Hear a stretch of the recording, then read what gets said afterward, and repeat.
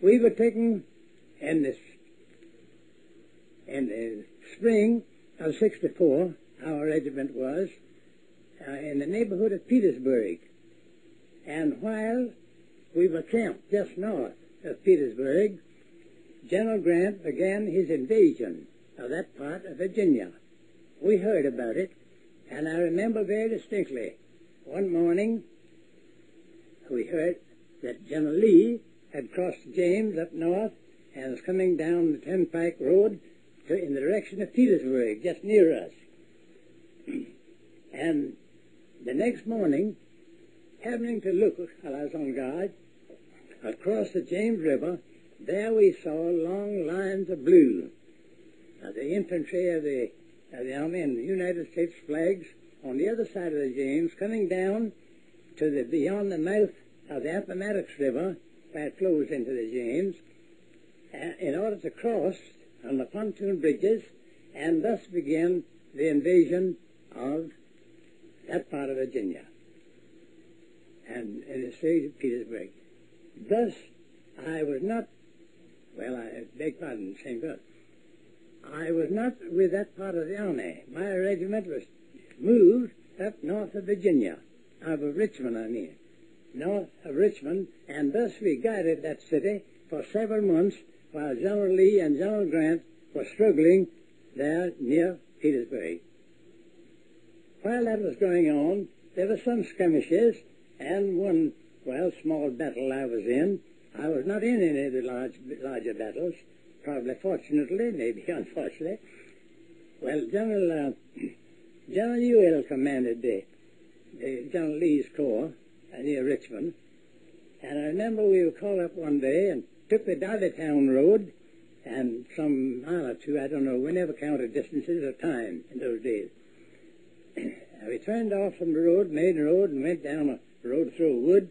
After a while came to an opening, and there was a line of blue boys and some artillery, and we charged them, and that's where I was struck the first and only time in my leg, which laid me up 2 months. I was sent home on furlough. Now,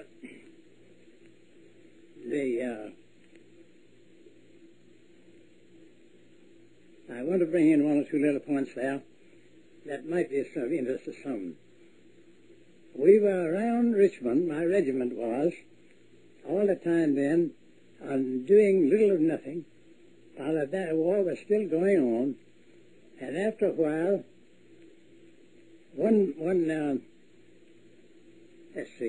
a Saturday evening, the first day of April, 1865, we were ordered, and by the way, in the meantime, about half of my regiment had lost their horses. The Confederate soldiers owned their own horses, and when they lost a horse, it was difficult at that stage to secure a substitute. Anyhow, I lost mine. I've forgotten just now how. I don't believe it was in battle, however, at that time. Now, orders came for a dismounted part, or demounted, I might say, of the regiment to fall in line and march.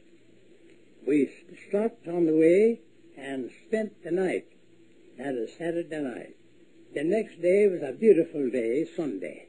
We didn't know what was going on. We were within a mile of Richmond, and there was a turmoil there. And that day, as you all know, that day, President Davis was attending his usual services at his church, St. Paul's Church. Right in the midst of the sermon, the front door opened, and a courier rushed in and went up to President Davis, handed him the paper. He opened it, and it was a dispatch from General Lee saying, "Mr. President, I am so heavily pressed by the enemy that I'm compelled to abandon Petersburg." Mr. Davis arose and left, and the congregation broke up, and in a few minutes almost, there was pandemonium then in Richmond.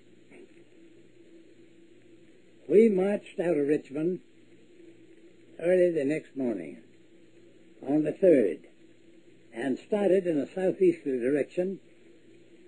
We didn't know which way nor where we were going, but afterwards it showed that we were attempting, under General Ewell's command, to come in contact with General Lee somewhere down southwest of Petersburg.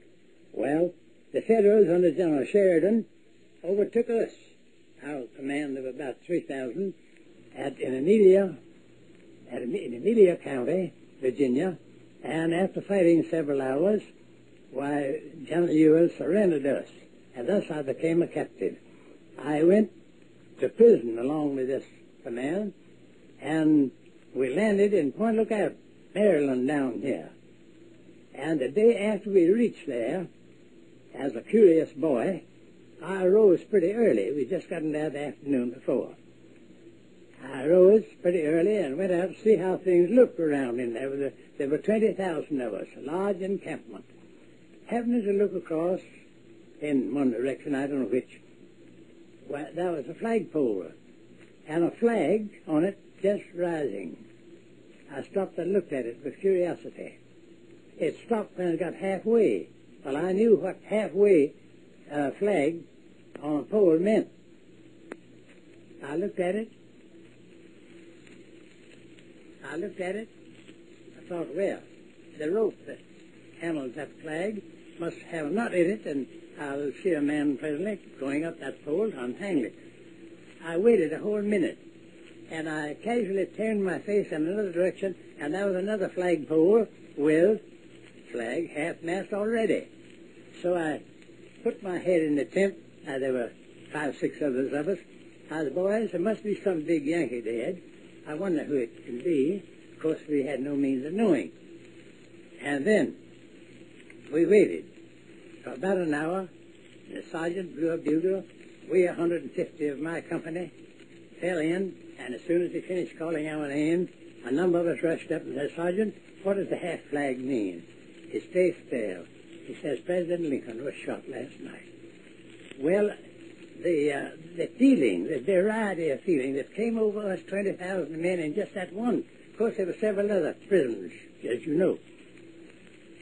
But as for me, and a boy, just 19, I didn't know what to think. I couldn't feel any hatred toward Mr. Lincoln, especially. I didn't feel any special hatred toward any Federal soldier.